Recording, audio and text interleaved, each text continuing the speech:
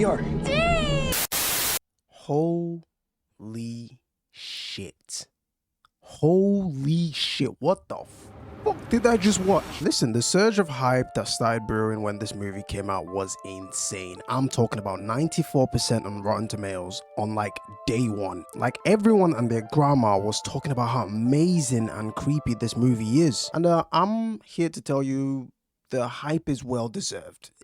In my opinion, I feel like it should be more. And I'll be honest, even with all the hype, I still went into the cinema expecting a decent, okay horror movie. Boy, was I blown away. I've gone to see the movie like twice and I think I might go see it again. I just enjoy the experience this movie provides, man. I believe it's in the conversation for one of the best horror movies in the last decade. I haven't felt like this since like Hereditary. It's just that good. For the uninitiated, Obsession tells the story of Bear, a shy and emotionally isolated young man secretly in love with his co-worker and best friend Nikki. After failing to confess his feelings during a late night drive home, Bear turns into something far more dangerous, a mysterious wish willow packet that promises to make whatever wishes he makes come true, so he wishes Nikki loved him more than anyone else in the world. But what begins as a fantasy quickly spirals into something deeply disturbing. Listen, I might have done a good job explaining the premise of this movie, but trust me when I tell you, you are better off going into this movie blind. I'm going to try and gloss over a lot of important plot points because I believe this movie is something everyone should experience, especially if you're into horror movies.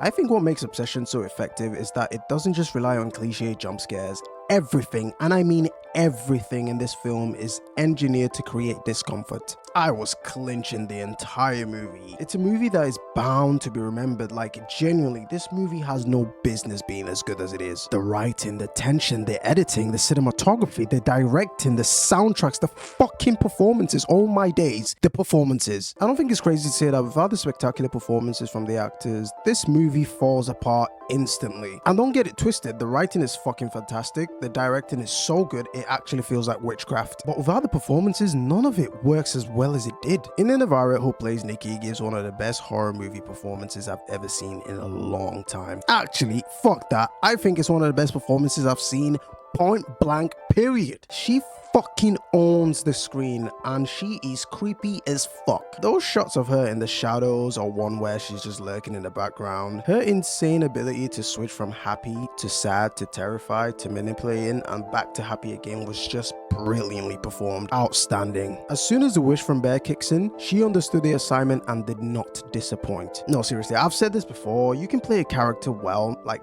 to kind of what it's needed, you know? It's good, but like anyone else can play that character and it will be the same. Now listen carefully. There's a different kind of performance when an actor just disappears into the character they're playing and you can't picture anyone else in that role. Like it's impossible. I think the only person that plays this role to this level is Mia Goth. Like I think she invented this kind of performance. No! Why are you leaving me if I didn't do anything wrong? I don't understand. I thought you liked me! On my life, there were shots where I would just be like, wait, hold on a second.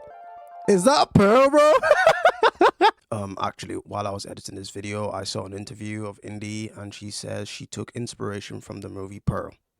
And it makes sense. She just effortlessly blows everyone away. Nikki as a character is really tragic when you think about it. Throughout the entire movie, she suffers because of someone else's inability to communicate properly and handle rejection like a normal fucking person. Bear's obsession completely strips Nikki of her autonomy. Her thoughts stop feeling like her own, her emotion became manipulated, and slowly she starts losing complete control over her identity entirely. I feel like that's what makes the horror in this movie feel so uncomfortable. Nikki isn't just being chased by a monster. She's not just getting chased by some guy with an axe or some supernatural entity. She's being psychologically consumed by someone who claims to love her. And the craziest part is by the end of the movie, even after the spell breaks, her life is just basically ruined forever now. Like realistically, who the fuck is believing her? She'd probably end up in a mental asylum trying to explain how she was possessed by a violently obsessed version of herself. No, honestly, to be honest, the final arc of this movie was just crazy. It's literally 20 minutes of Michael Johnston and India Navarro acting their asses off. Don't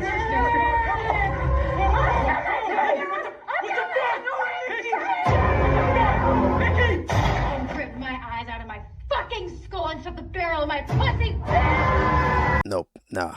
This woman is too good at this. Like, what the fuck? Deadass, she is too good in this role. I've seen a lot of people praise her for the performance as Nikki, and she deserves every bit of praise for this movie. Hell, in a video I uploaded on TikTok a couple days ago, I said I will personally be running a protest if she doesn't win an award for this. She was just that good, man. Another standout for me was Michael Johnston as Bear, which no one is talking about. I haven't seen him in anything since, like, I don't know, Teen Wolf. He was brilliant in playing this terrified but selfish and lovesick asshole. I mean, I don't blame him. I'll be pissing myself as well if my girlfriend was moving the way Nikki was. Like, what the fuck? For me, I think Bear is a great character because he's perfectly flawed and you kind of sympathize with him. As someone that used to have low confidence when it comes to talking to women, I could easily see myself in Bear's situation here. Obviously not to the extreme length he takes it to. Without spoiling too much, Bear is kind of the real villain of this movie if you think about it. As soon as he realizes the switch in Nikki's personality towards him came from the wish he made, he did nothing to rectify it. You could argue he tried to cancel the wish, but like that's after he slept with her. The damage is already done, bro. He talks to her like she's a fucking robot, saying things like,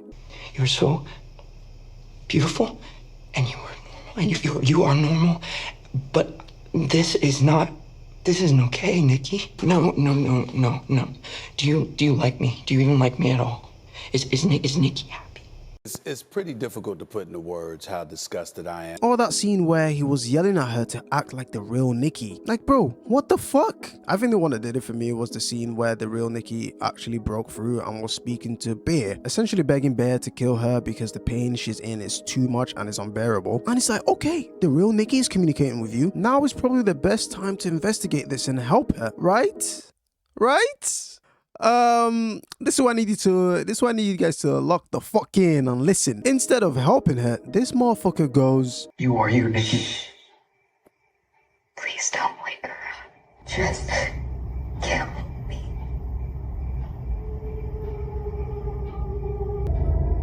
What would be so bad? What's so bad about being with me? brother, are you good? Do you need a Capri Sun? Bro does not give a fuck. He's a piece of shit, but also felt bad for him in the end because if you really think about it, none of the events will happen if it didn't result into gift giving in order to impress his crush. If he had just gone to the bar straight from home, none of the sinister events happened. Bear is just a lovesick fool who has romance and love all wrong. But he's still a piece of shit. Fuck you, Bear. I love you, broski, but fuck you. I still fuck with you though, but like, you're a dick. This movie also carries surprisingly strong social commentaries. For starters, Cory Barker, the director and writer of the movie, uses beer to reflect a disturbing idea that exists in a lot of modern day relationships. Ideas that love means obsession, constant control, and complete emotional isolation. And that's one of the reasons I think this movie works for what it's trying to do. Obsession turns modern romantic fantasy into a psychological horror. Romantic entitlement, Bear doesn't really want love, he wants certainty, validation, ownership, emotional security. The movie critiques the mindset of, I'm a good person, therefore I deserve to be loved. That's why the nice angle is so disturbing. Bear believes his feelings justify his actions, even when they strip Nikki of autonomy. There is also the love versus possession angle. The film constantly echoes the question,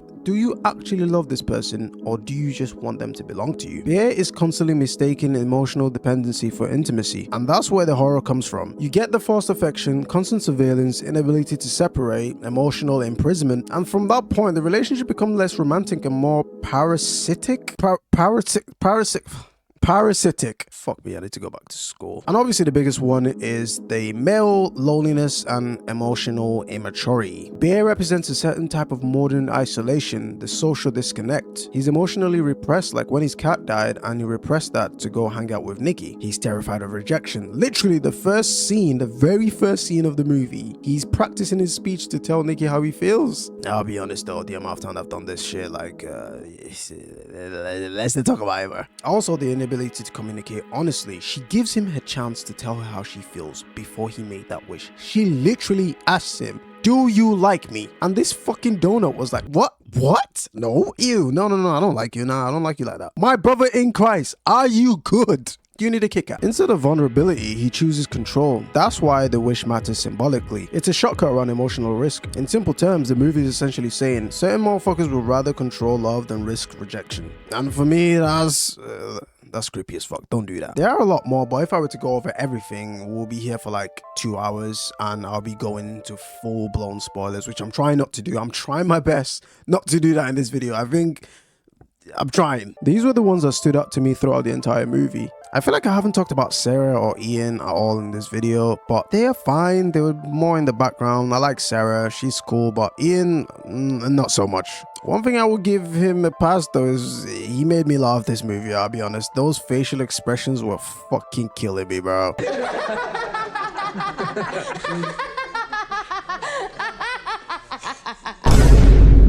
The thing is, Ian is that friend you actually don't want in your circle. He knows his boy is crushing on this girl. He pretends like he's rooting for his boy, but my man actively cockblocks this guy every time. And it's something I didn't notice on the first watch, but when I watched it the second time, I'm like, yo, this brother is a prick. Like the start of the movie, Bear is giving his, his speech and as to how, he's pouring his heart out, into, how he wants to confess his love to Nikki. And Ian is like, yo, don't do that, bro. That's cringe. Just make fun of her insecurities. That's like cool shit, bro. That's like cool. Like, call her fat or some shit. Like, call her freaky Nikki type shit. Like, she loves that shit. Like, bro, what? What kind? Who gives advice? No, don't do that. Anyway, I feel like I could talk about this movie all day, but like, the movie's just amazing, man. I know I mentioned this earlier, but the soundtrack of this movie slaps. Oh my days. It's not like anything crazy or complex, but the music just made me feel things, dude. Whether it's during the creepy sequences or cheesy romantic moments, each soundtrack chosen just elevated the scene emotionally. Sometimes I just be listening to them on Spotify like some weirdo, but I don't give a fuck, man. This shit's fire. And that's all thanks to Rock Bauer, who has an insane talent to capture emotions with sound. Okay, listen, I know I've been talking about this movie all day and praising it and giving it all the flowers and stuff, but I gotta be fair and admit that it does have its issues. But I feel like if I'm going to be pointing out this issue, it's going to make me feel like some nitpicky asshole or some shit. And they're very minute issues, whether it's like, certain shots where they linger for too long or some shots just look wacky. But like these things are like tiny, they're like minute stuff. And it's just, I'd be nitpicking to try and find the issues here. But they are there, is what I'm trying to say. I've already seen people online trying to tear the movie down. And, while I agree with some of the analysis, I just feel like y'all are reaching, bro. Y'all are just reaching. This movie works because it's simple. It doesn't try to be bigger than it needs to be. And I love that the fact they don't deep dive into the lore of the One Wish Willow too much. It's not the point. It's only here to support the story. Nothing more. The fact that this is Corey Baker's first, this is his first ever movie, it only just signifies that it's only up from here. Like, I'm very excited to see what this guy's got cooking up next. I feel like this is also a sign that Hollywood needs to let more young creators with passion and vision take the reins. This movie specifically hits hard and resonate with Gen Z because it's somewhat relatable. And if we're being honest, us young adults are the ones that are going to the cinema more often these days. The movie already made over $20 million worldwide over its opening weekend on a $1 million budget. Like, bro, that's a big deal. Obsession is going to be regarded as a horror classic for years to come, whether you like it or not. It's fantastic with its writing, coupled up with the gorgeous cinematography and packaged with the spectacular performances from the leading actors. India Navarrete Nikki has won my heart. I think I have a new crush. She is the new Scream Queen. She deserves all the flowers, all the praises, and all the awards she's going to get for this role. Your services will be remembered for decades. But if there's one thing we can take from this movie, is that obsession isn't about love. It's about what happens when love stops seeing the other person as human.